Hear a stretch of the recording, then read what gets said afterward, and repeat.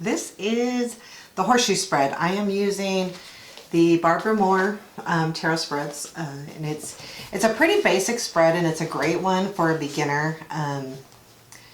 The left side is past, present, future going up.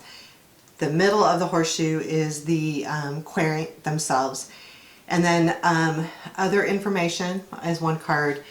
The next card would be challenge, and then the outcome. And what I really like about this, it's very precise. It's very, each card has its meaning, and that's the way we look at it. So if we're looking at this reading, we have the past, and that's the Nine of Swords. So what does that mean? Where was the querent at in the past? They were probably in a place of high anxiety, really worried about a situation, not being able to overcome that, feeling very anxious, and a lot of stress or panic would be involved with that as well. And anytime we're looking at the Nine of Swords, we're thinking panic, anxiety, bad dreams, just a really hard time. So whatever was going on with the querent, it was really hard at that time. And then when we get to the present situation, we have the moon.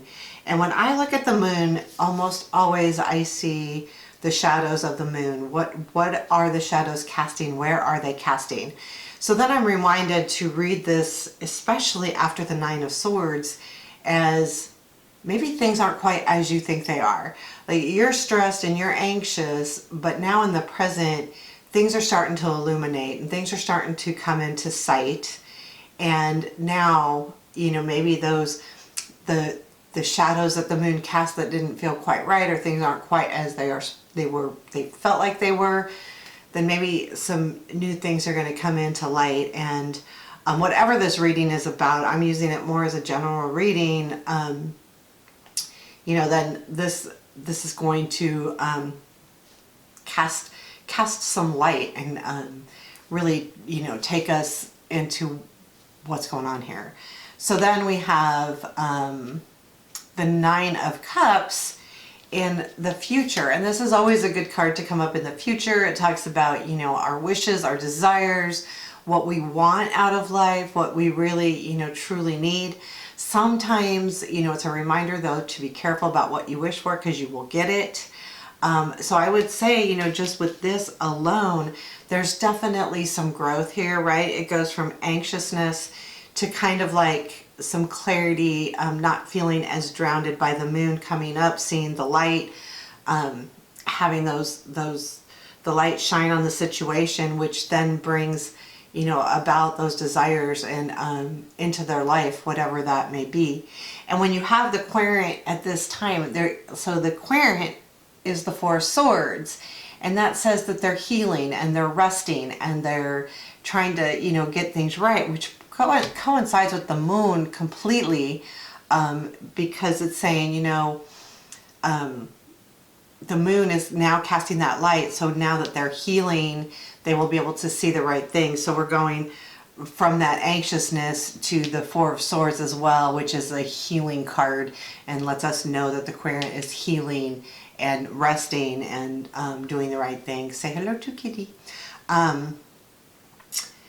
And then I think, then as we go on to the horseshoe around, now we've got some other things to consider. So this would be other information is the Page of Swords. And what's this? In this deck, they really talk about an aha moment, an idea coming to life. And I feel like with that, the aha moment, or, something coming into light, is what has caused this, which is what will help this Nine of Cups happen. Because now I have this idea. I now understand. I now can get past that anxiety because now I understand. And that's what I'm seeing with the Page of Swords. In this deck, she's carrying light bulbs, which is that light goes on, right? That feeling of, oh, here we go. I got it. I know what's going to happen now. And then when we get to the challenge is the Queen of Cups. And that is also about healing to me. Like, that is also a healing card. She's a very, she's the empath though, as well. So she can help others to heal. But I think that challenge is still finding the truth, finding what. So we've got because I think it's a finding thing, because I have the moon and I have the sword, the Four of Swords, which both of those are remind me that something's hidden and something's healing, and things are happening that are helping the querent to heal and see things clearly. Same with the Page of Swords. We've got all of these cards that speak of that. So that tells me that the Queen is really about finding that truth, that truth within, that the love of things, whether, no matter what this situation is. It very well could be a relationship because of the healing that's going on. But there's, you know, we have a lot of healing in our lives that have nothing to do with relationships.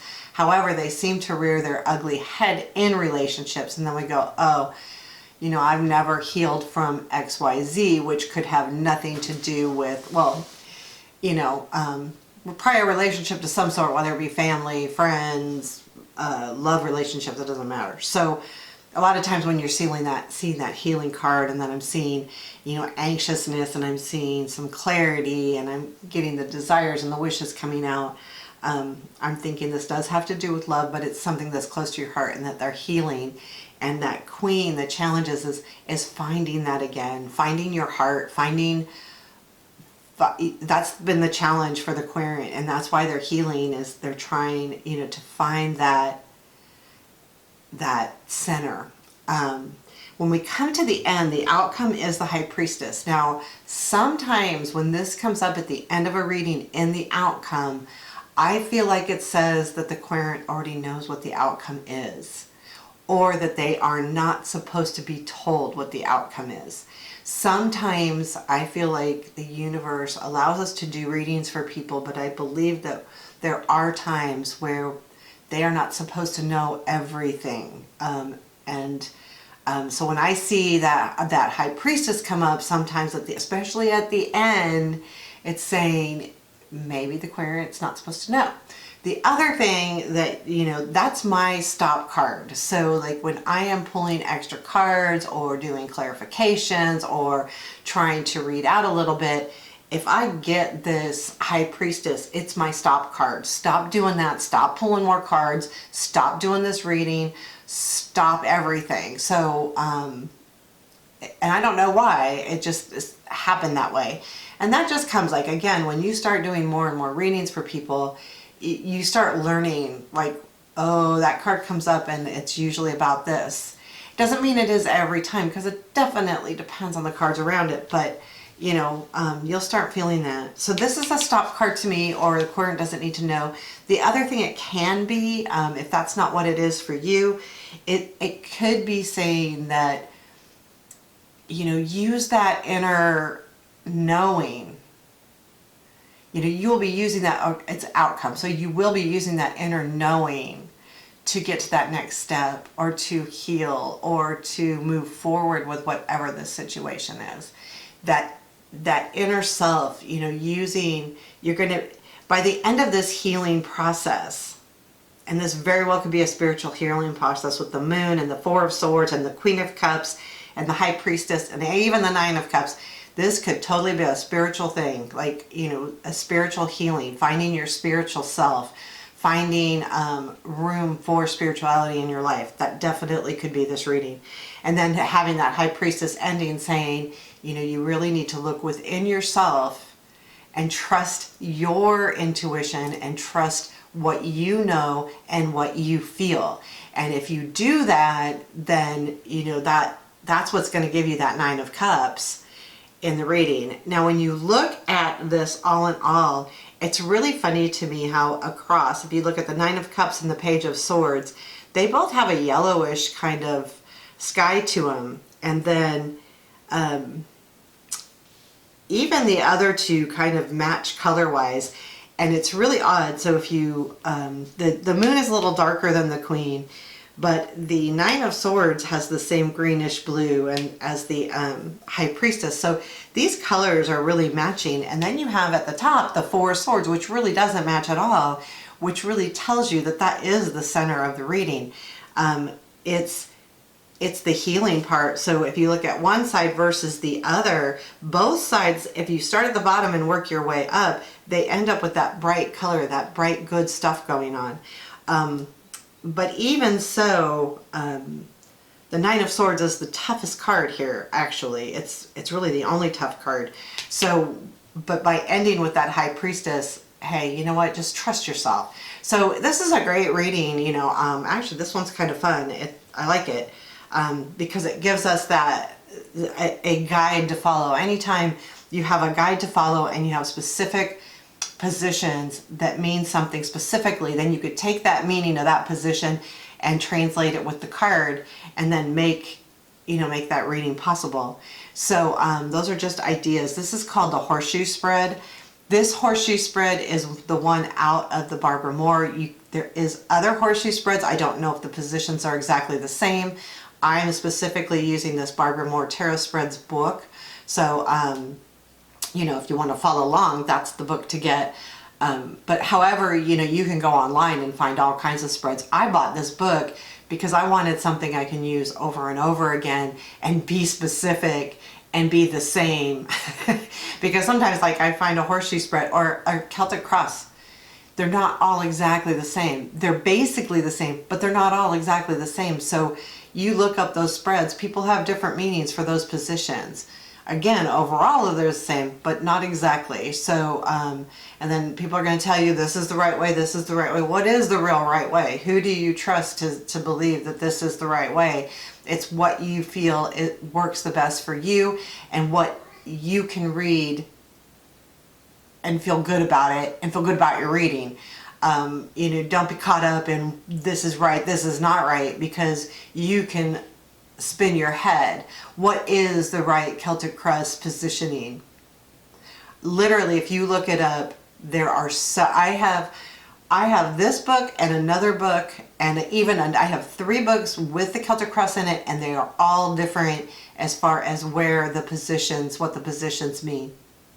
So, and they're good books. I mean, I've got the Gilded Tarot, I've got the Barbara Moore, I've got the other one was I forget which other book it's in, but it's in another book of mine, and whatever feels good. So just remember that too.